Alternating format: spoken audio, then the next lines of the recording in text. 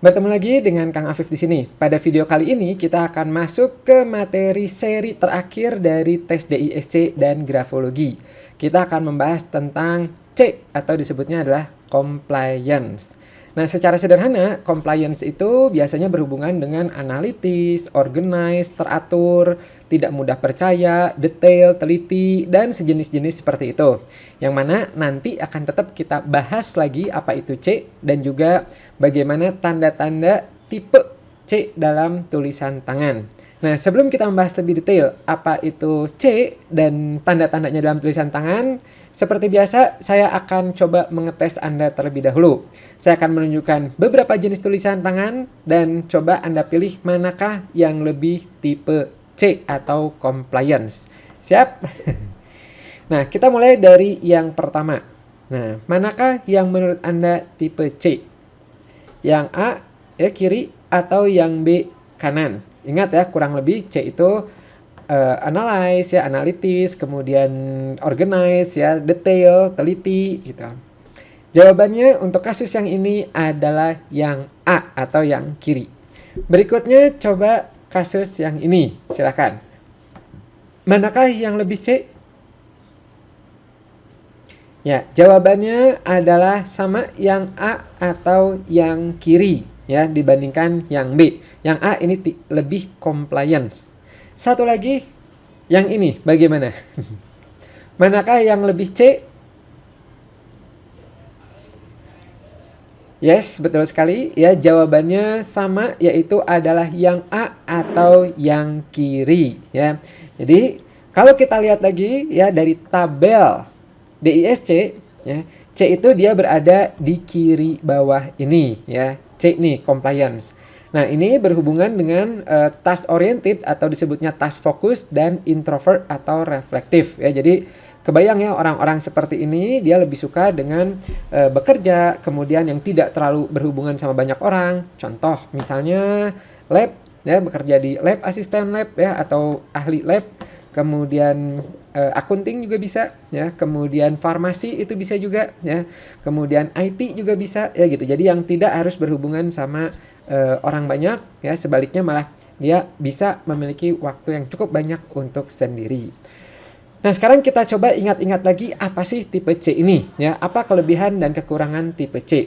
Nah, kurang lebih tipe C itu positifnya adalah biasanya teliti, analitis, hati-hati ya, penuh perhitungan, cermat, akurat, teratur, sistematis, perencana, mengacu pada jadwal, organize, idealis, perfeksionis, memiliki standar yang tinggi, berpikir mendalam dan penuh makna, sungguh-sungguh, dan biasanya suka bekerja dengan diagram ya, angka, tabel, grafik, bagan yang berhubungan sama data-data itu biasanya senang. Ya. Nah, tapi ya kekurangannya ini dalam kasus ekstrim ya, kekurangannya itu biasanya terlalu hati-hati, kemudian bisa berkembang ke arah obsesif, kompulsif ya, perfeksionis berlebihan, kemudian terlalu milih-milih, kemudian terlalu analitis ya, jadinya karena dianalitis terus dianalisa jadinya tidak berani mengambil keputusan. Kemudian juga bisa ke arah mudah curiga ya, kemudian bisa rewelnya karena perfeksionisnya itu ya, nggak mau ada yang salah, nggak mau ada yang kurang. Kemudian juga biasanya membuat dia menjauhkan diri ya, dan tidak tegas karena banyak perhitungannya, banyak pertimbangannya. Nah, kalau kita melihat dari sini ya, kita sekarang akan lihat tanda-tanda apa saja sih dalam tulisan tangannya. Terutama dimulai dari plusnya dulu ya, berikutnya nanti akan kita ikuti dengan negatif atau kekurangannya apa ya. Nah, biasanya tipe-tipe C yang cukup dominan itu tandanya adalah ditemukannya cukup banyak tanda-tanda analitis investigatif ya. Analitis investigatif itu kelihatan dari tulisan-tulisan dengan banyak sudut ya. Sudut misalnya di huruf M ya, huruf N. Nah, inilah sudut-sudut ini ya, ini contohnya. Ini disebutnya tipe analitis investigatif. Biasanya dia tidak mudah percaya terhadap informasi yang diterimanya ya, tidak begitu saja dia percaya, melainkan ada dorongan dalam diri untuk mengecek lebih dalam lagi. Kenapa seperti ini? Kenapa seperti itu? Nah, itulah tipe-tipe analitis investigatif. Memang di tipe D ya, waktu kita di seri sebelumnya itu ada juga tipe sudut-sudut ya. Nah, itu merupakan gambaran lebih besarnya lagi dari sudut ya, ada ke arah berani mendobrak sesuatu ya ke arah authoritarian itu ada ya. Nah, ini lebih spesifik lagi disebutnya adalah analitis investigatif. Berikutnya ada yang namanya detail. Nah, orang-orang tipe C, ya tipe compliance itu senang dengan akurasi, senang dengan ketelitian. Sehingga yang kelihatannya sepele pun itu akan tetap dia jaga, ya. Nah, dari mana tandanya? Tandanya adalah dari lengkapnya titik pada huruf I dan huruf J, ya. Nih, contohnya ini ya, ini. Nah, ini adalah tipe-tipe udah masuk sudut-sudut tajam-tajam di M, di N-nya, ya. Dan juga I-nya juga ini tajam-tajam, ya. Nah, itu ini memperkuat tipe compliance-nya gitu. Jadi fokus, detail ya seperti itu. Nah, berikutnya ya, salah satu ciri compliance berikutnya adalah konsentrasi. Mereka umumnya memiliki rentang konsentrasi yang panjang ya. Kebayang ya, mereka suka data ya gitu. Otomatis akan membutuhkan konsentrasi yang fokus terus seperti itu. Nah, apa sih tanda konsentrasi dari tulisan tangan? Itu akan kelihatan dari tulisannya kecil-kecil dan jelas ya. Jadi biasanya kecilnya itu kurang dari 2 mm. Jadi kayak 1 mm, 1,5 itu udah kecil banget tuh ya. Nah, itu biasanya memiliki rentang konsentrasi yang baik. Anda bayangkan aja contoh tulisan di depan ini ya. Ini tulisannya kecil-kecil sekali ya, pastinya kecil-kecil. Nah, sekarang Anda coba bayangkan si penulisnya ketika dia nulis berhalaman-halaman dengan kecil terus seperti itu, berarti rentang konsentrasinya tinggi banget ya, bisa fokus seperti itu. Nah, apalagi kalau sudah kecil diikuti dengan detailnya, masih ingat tadi detail ya, titiknya lengkap, itu lengkap di sini, berarti udah konsentrasi dan menjaga akurasi yang baik.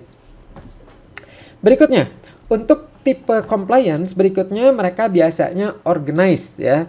Nah, organize ini ada banyak tanda-tandanya. Yang pertama adalah adanya alignment yang baik. Nah, alignment tuh apa? Alignment tuh garis bawahnya ya. Kalau kita bikin garis imajiner itu kurang lebih konsisten atau lurus. Contoh, misalnya ini secara umum ini termasuk lurus meskipun sedikit bergelombang. Namanya slightly variable, itu tidak apa-apa ya. Ini masih termasuk lurus ya. Nah, coba bedakan dengan yang ini, yang kiri. Ini baru tidak lurus, ini bergelombang ya gitu. Nah, salah satu khas dari compliance itu adalah mereka akan banyak melakukan kontrol diri. Nah, salah satunya itu kelihatan dari alignment yang baik ya, yang lurus seperti ini. Kalau bergelombang ini suka disebutnya adalah moody ya. Moody itu mudah terbawa emotionsnya ya, berubah-ubah. Berikutnya masih berhubungan sama kontrol, kelihatan juga dari yang namanya regularity yang baik. Regularity itu apa? Regularity itu konsistensi cara dia menulisnya ya. Bentuk hurufnya, ukurannya, tekanannya, gerakannya itu regular ya, konsisten. Seperti misalnya ya ini tipe-tipe tulisan yang konsisten ya. Nih saya tunjukkan ya perbandingannya supaya kebayang. Nah, inilah tipe yang tidak konsisten ya. Ada yang gede ya gitu, ada yang kecil ya, nulis A-nya juga ada yang namanya tuh oval ya, flatten oval, gepeng kalau bahasa Sundanya ya, deplek gitu. Ada yang ramping gitu. Nah, ini adalah tidak konsisten ya, tidak reguler. Nah, regularity ya, ini Anda bayangkan ya, ketika orang menulis dengan regularity yang tinggi, maka otomatis dia memiliki kemampuan mengontrol dirinya untuk melakukan sesuatu secara berulang itu baik ya. Jadi disiplin ya, tertib gitu. Memiliki tanggung jawab untuk menyelesaikan tugas sesuai dengan agendanya, dengan proseduralnya ya, logik, tekun, konsisten. Nah, itu adalah tipe-tipe yang reguler. Tapi ingat ya, biasanya kalau di grafologi dan alat-alat tes lain tuh itu ada nilai, ada positif, ada negatifnya. Contoh, misalnya, ini bagus, positif, ya gitu. Tapi di sisi lain, bisa juga nanti ada minusnya, yaitu apa? Biasanya kaku, ya, monoton, gitu, ya. Biasa-biasa aja, lambat, ya, takut perubahan, seperti itu. Nah, tapi kalau kita bahasnya tipe C, compliance, ya inilah tanda-tandanya. Berikutnya, tanda berikutnya ada yang namanya legibility. Nah, legibility ini maksudnya adalah tulisannya itu jelas terbaca. Ya, jadi karena orang tipe compliance itu dia based on data, senang akan akurasi, sehingga dia cenderung menghindari penulisan-penulisan yang salah, ya gitu. Cenderung menghindari tulisan-tulisan yang ambigu atau illegible. Nah, contoh misalnya, ya. Nah, ini adalah contoh-contoh tulisan yang tidak jelas terbaca, illegible.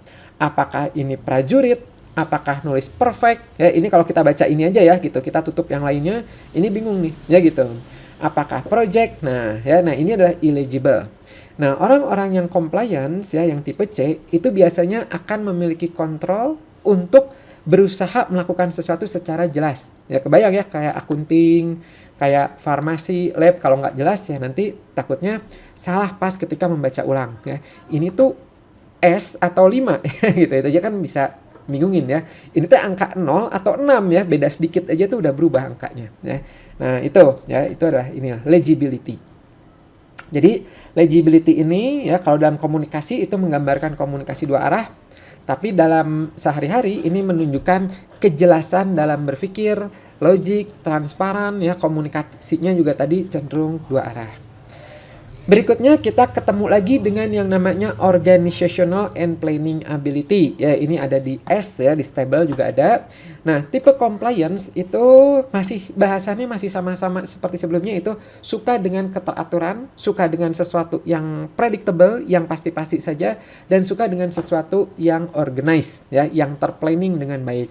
Nah, tanda-tanda organizational and planning ability itu banyak tandanya ya. Ini yang pertama adalah marginnya rapih. Margin tuh yang ini ya, batas kiri kanannya ini kurang lebih rapih ya.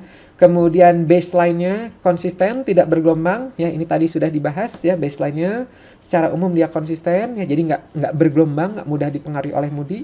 Kemudian yang ketiga, spasi jarak antar kata dan barisnya baik, konsisten ya. Jadi seperti ini ya, jarak antar kata ya, antar kata ke kanan ya gitu. Antar baris ke bawah. Nah, itu konsisten.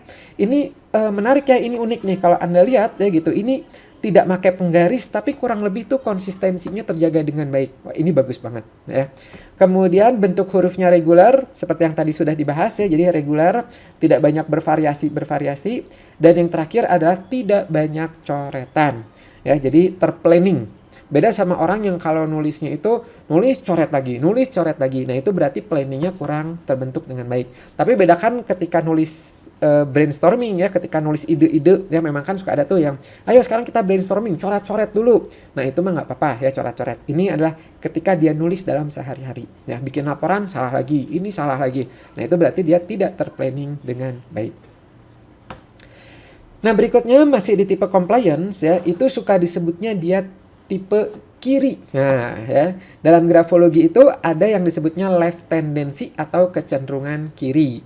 Ini banyak ya tipenya, ada yang kecenderungan kiri itu ada marginnya kiri ya. Nih, kalau Anda misalnya yang hitam ini adalah kertas ya, berarti margin kiri itu kirinya itu lebih nempel dibandingkan kanan ya. Kemudian titik pada huruf I-nya atau T-barsnya ini cenderung di sebelah kiri. Kemudian juga tulisannya ramping-ramping atau selennya miring ke kiri ya gitu. Nah, itu adalah kecenderungan kiri ya. Nah, kita lihat dulu contoh lainnya ya. Nah, inilah contoh yang kecenderungan kiri nih ya. Nih.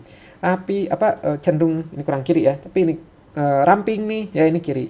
Dibandingkan misalnya yang ini ya, miring ke kanan, kemudian marginnya ini juga ketarik ke kanan, nah ini adalah kanan. Nah, apa sih artinya yang kiri ini? Kiri ada banyak ya maknanya, bisa berhubungan dengan self-oriented, bisa bagian kiri ya, masa lalu bisa. Nah, tapi dalam kasus compliance ya, ini cenderung kiri ini disebutnya adalah tipe observer, tipe pengamat ya, tipe mandiri juga bisa ya gitu. Nah, itu adalah tipe-tipe yang kiri ya, self-reflective. Masih ingat ya, kan C itu di bawah ya. Introvertnya itulah self-reflective ya.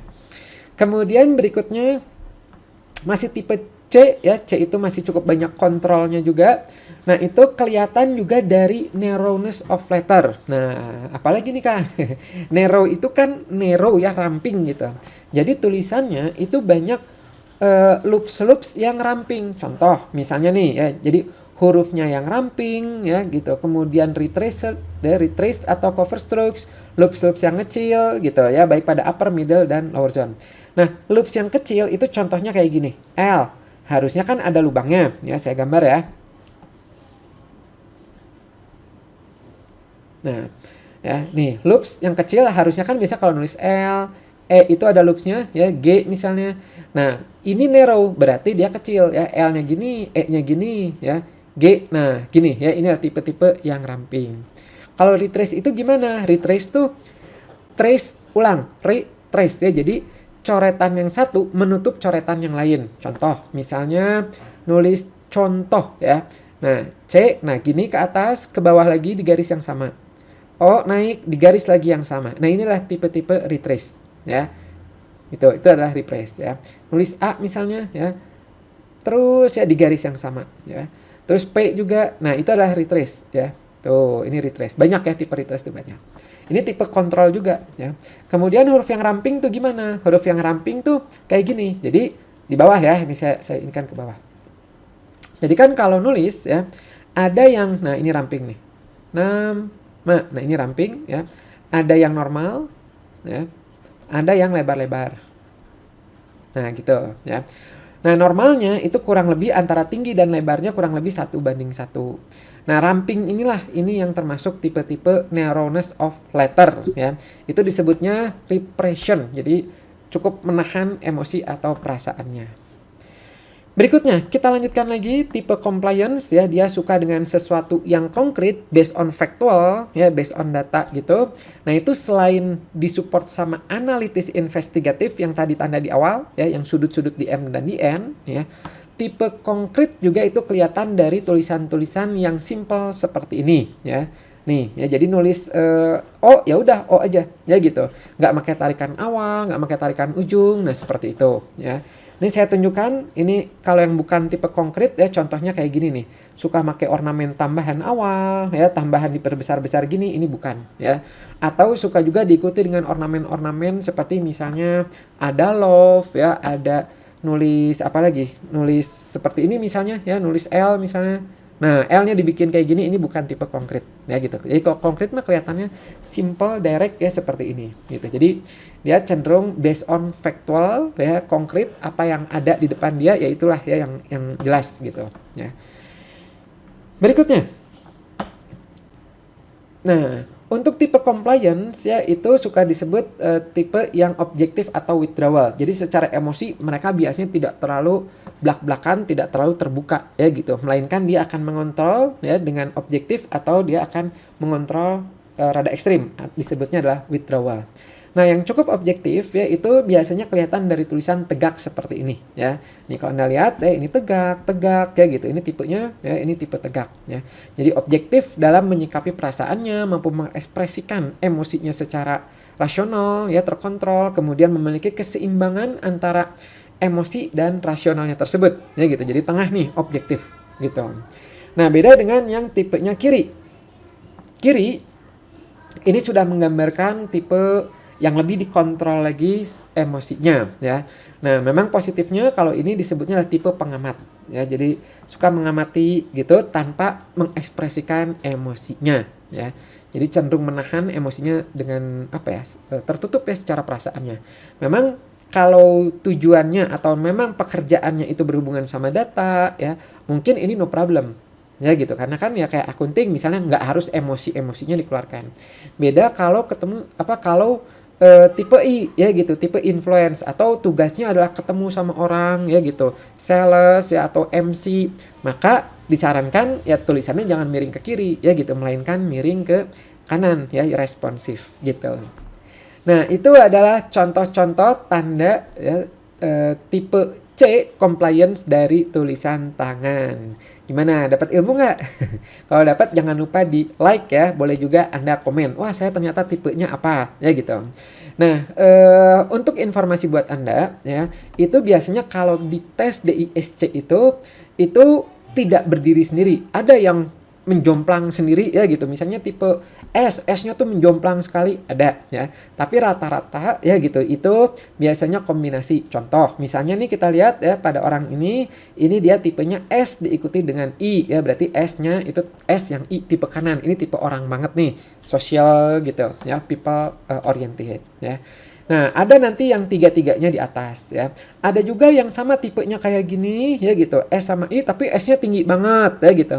Nah, tinggi rendahnya itu juga berpengaruh terhadap kekuatan seperti apa sih gambaran dia itu seperti apa. Ya, jadi perlu dikombinasikan.